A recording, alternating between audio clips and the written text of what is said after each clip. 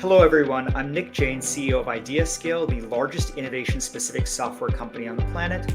Today, on our Chief Innovation Officer series, I'm thrilled to welcome our guest, Chris Perry, Chief Innovation Officer at Futures at Weber Shandwick, a leading marketing agency that is part of the IPG family of agencies. Chris is also the author of Perspective Agents, a human guide to the autonomous age. Chris, anything you'd like to add? You nailed it, Nick. Great to be with you. Yeah, Great. So I'll jump right into our questions then. The first one is Weber Shandwick has built a strong legacy in marketing and communications. What does the Futures team do to keep the company innovating in the cutthroat industry of marketing and communications? Yeah, so it's been a long journey. I've been at the firm for almost 25 years, always at the intersection of, you would call it technology communications and innovation, which in our world is new platforms and new services that help our clients engage with with those they want to reach in the world.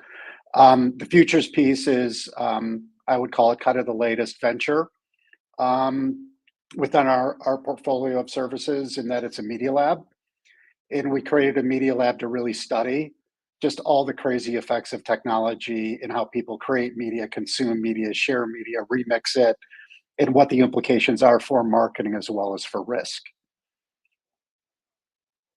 Thank you. And that's all forms of media? Media in our vernacular, I would say we're focused in the earned side of media. While we do have agency capabilities, media agency capabilities within Weber, we typically defer that to other partners within the IPG network and really focus on how do we create value on behalf of clients to earn value in the marketplace. So really, it's more about communications in a wide array of applications versus advertising and placed media in paid units. Perfect. Thanks. On to the second question, which is what trends or technologies are you betting on right now that are going to dramatically change your industry, either for the better or worse? Well, it's not going to be surprising, right? Because everyone else is talking about it, but clearly AI is the thing that we're focused on and we're betting on. And when I say bet, I want to be clear that our thesis, in part why I wrote the book that we may get to, is that we don't necessarily have to be an evangelist for AI, really sell the promise of AI, but we have to be aware of its potential as well as its implications on us personally as well as socially. So when I refer to Futures being a media lab, we don't just look at technology developments, we look at social and cultural developments based on how people use these things.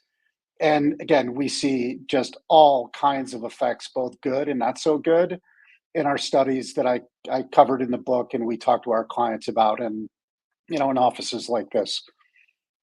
So just to clarify, so for example, we use AI technologies in our marketing, in our sales, in our software engineering, like co-pilots.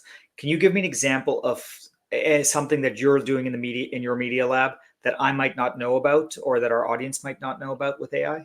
Yeah, so I think if you're talking to early adopters of AI, and when I speak of AI, I'm really focused on generative AI.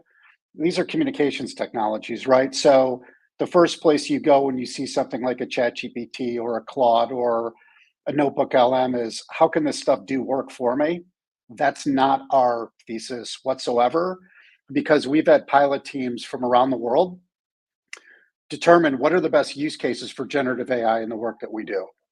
And we found that, yes, they can be creative aids, right? In terms of writing or visual output or video output or audio output, but they're superpowers in terms of planning, in strategy, in simulation, in the kind of things that help us really understand what may resonate with people or what would turn people off. And that's pretty fraught these days, given, everyone takes a side and likes to kick the shit out of each other around their points of view, right? And so a specific example of that would be what we call our sandbox. The sandbox is a private workspace that all of our employees can use access APIs from ChatGPT or OpenAI and other generative AIs. And this has become almost like a third space for us between our offices and our clients' offices into a shared space where we can work together, test things together, and kind of simulate how things might, again, resonate in the market. So again, we build products that are fit for what we do, not general purpose agents, if you will. And then we do a lot of creative planning around what we're essentially modeling that makes our work far more interesting and far better when we work in a different way. Am I imposing a word when I say that what you're referring to is more like wargaming? Or is that am I imposing my own word on there? Yeah, I think I wouldn't invoke military metaphors, into it. All we're trying to do, and we conveyed this up front when ChatGPT dropped and we had to really study what was going on. We had to articulate our intent, right, as it relates to exploring and using generative AI for our employees and our clients. And again, now going back, like 18 months ago or a couple of years now, we conveyed with intention that we have to lead in generative AI. We see it as a force very much like the internet was 30 years ago. I think it's a bigger deal than social media, was when social media became a thing. And so we had to understand it, and not just with small groups that, again, tend to think about futures and innovation, but all of us, because this is a collective job to figure out how this stuff is going to impact what we do and how we do it. And a key thing, and again, words are important. We don't see generative AI as automating what we do. We definitely see generative AI as capable to elevate what we do, elevate the quality, the creativity, and the impact of what we do. Now, you could call it wargaming, or you could just call it thinking, and thinking together, thinking more collaboratively, and thinking with machines. So less about how are we kind of scheming to infiltrate the marketplace, and more how do we as humans be better communicators with other humans. And I guess to a certain extent, AIs that now are gateways to humans. Got it. So yeah, sorry for injecting the military terminology there. No. So the next question is one that I often get asked by CIOs, or I often ask CIOs, is how do you balance the needs of innovation, which is always thinking about the future, versus the quotidian needs of just running the business and paying the bills, paying your employees, delivering client services today? Yeah, it's a super important question, a great one, and a common one around kind of the cohorts that we tend to hang with. What I think is really important to kind of hit the middle of the question is that a lot of capability that people think is in the future is available today. What I find to be quite interesting is that when people see things that they have never experienced, never demoed, never explored, or ideas around them, they tend to think of it as kind of future gazing or theory. So I'll give you an example. Today, I published a note. So the Prospective Agents book is actually serialized and extended on my Substack. And I wrote about Notebook LM. So the AI world is buzzing about Notebook LM because of a new voice feature that allows any document to become a podcast. Two hosts kind of bantering back and forth. I don't know if you've experimented with it, but it's pretty wild, in a similar way that I felt ChatGPT was wild when I used it. Notebook LM has been around for more than a year. It got wide access in December. And it's something that, again, if you're a strategist, thinker, writer, student, it only trains on what you put into it. So you can become, and the AI becomes, an expert in whatever files you upload to it. And so say that you have to deliver a presentation that requires a lot of synthesizing of company data, customer data, cultural data, those kind of things. Without an AI like this, it takes a lot of time, right? I mean, you're talking, if it's a high level presentation, weeks or even months that you prepare to give your take, your strategy, your analysis, your creative direction.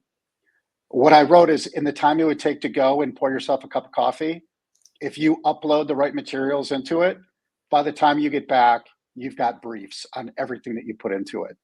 And I'm not suggesting in this case that you use the briefs as the answers, but they're a starting point to then use Notebook LM to go way deeper into specific questions that complement the way that you're thinking about a business problem or a creative problem.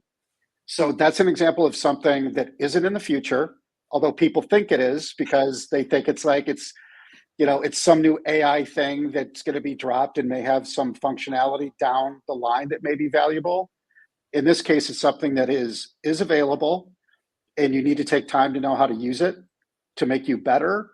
And that is a current use of a future capability that I found personally have extraordinary potential that a lot of other people are talking about right now. So I have tried that, and I have one more example that kind of literally illustrates that. I was chatting with one of my engineers yesterday, and I discovered this tool that writes automated quality tests for code, which normally is a very, very mundane, boring, but high skill task. Everyone hates to do it, but requires a lot of technical skill to do. And now there's a piece of code that can do somewhere between 30 to 60% of it entirely automatically, including on incredibly complex commercial software like ours. And my engineers, when I showed this to them, thought it was like crazy. This can't exist yet. We're still like 5 years away from it. And apparently they may disagree with some of the decisions it makes, but it's right between 30 to 60% of the time for something that would require an insane amount of work to do otherwise. Yeah, yeah, yeah. And again, I think that's where, again, the role of innovation officers, it really more forcefully needs to become a core business function versus a team or a set of teams that are on the edge trying to figure out what's next or what's coming around the corner. There is so much capability that we have right now that can radically change the way we work, can, clearly in some cases make it more efficient, but more than, again, automating, again, human work, the whole thing about frees us up to do, things more important. There are a lot of business problems that can be solved way more effectively if we cede some of the tactical stuff to generative AIs, but then that forces us to be much more strategic thinkers on the problems we choose to solve, and the problems that will have significant returns back to a business if we're able to come up with that solution. And so again, in context again of the book, I wrote the book not because I wanted to give another overview of all the technological progress that's happening around AI. The focus that I think for innovation leaders is how do we change our perspective on the value that we can bring, as well as help our colleagues in the executive suite also shift the way that they're seeing the world to, again, stay current, right? Mitigate some of the risks that come with, again, some of these anomalies, and most importantly, take as much advantage as possible of these things, because once they get into workflows, things get pretty wild, but it's very different. Now, I absolutely love, I personally am an evangelist of just consuming these technologies and adopting them. Jumping ahead, I'm just going to ask you for a short answer for this one, which is, can you give me an example of an unusual initiative that demonstrates Weber Shandwick's commitment to innovation or to being better each day? So I'll try to make it as short as possible. We've been focused on enculturating adoption of these new tools across the firm, and that has both intended and unintended consequences. One of the most, a piece of work that I'm most proud of is the way that our team in Mexico partnered with the leading independent news outlet to essentially demonstrate to the public what disinformation looks like. Super important issue given elections that were taking place in Mexico, as well as other other places around the world. And we used a combination of a chatbot like a truth detecting chatbot, a way of taking essentially what we called in 2016 fake news, which now people label disinformation, used Midjourney to illustrate claims. They're beautiful, arresting images. Those images became a museum of lies online. More importantly, it became out-of-home media all around Mexico City, again, helping people develop maybe a bit more media literacy without talking down to them or talking in academic terms, which, people tend to tune out or completely not pay attention to. So that demonstrates not only solving a problem, doing it creatively the way an agency like ours does, and do it in a way that actually embeds these technologies into the core idea itself. And so there's a lot of that work that's happening in the business right now, but I think that's the best case that answers your question. So, for just two quick reactions. Firstly, that is a really cool example when I asked for something unusual. So that's a great example. Secondly, you guys were really brave to tread into the world of disinformation, election politics, given all the controversy that we've had over the last, decade, both in the U.S. and overseas. Yeah, Um, yeah. Cool. And then the final question I have is a really tough one, which a lot of CIOs struggle with. How do you measure and quantify innovation success in a way that you can credibly go to your CEO or to your board and say, "Hey, innovation made a difference"? I think the only way, again, in a services business like ours, that you can directly quantify that is, are you building new businesses? Meaning, for the last 20 years, again, we started, our base business has been communications, public communications or public relations, depending on how you wanna frame it. Then, the internet becomes a thing. Then we have to start to digitize what we do. So we built a digital practice. It seems weird even saying digital practice now. Social media becomes a thing. So then social listening starts to become a capability that helps us understand what people are talking about all around the world. That became a business. Then social media as an interface to customers and people that are interested in certain things become a thing. We built a massive social media business around the world off the base. So without belaboring it, in our world, innovation becomes a scaffolding of businesses that deliver value to clients, deliver explicit value in a P&L, and create new jobs and new opportunities for people. And all of those are happening again with generative AI.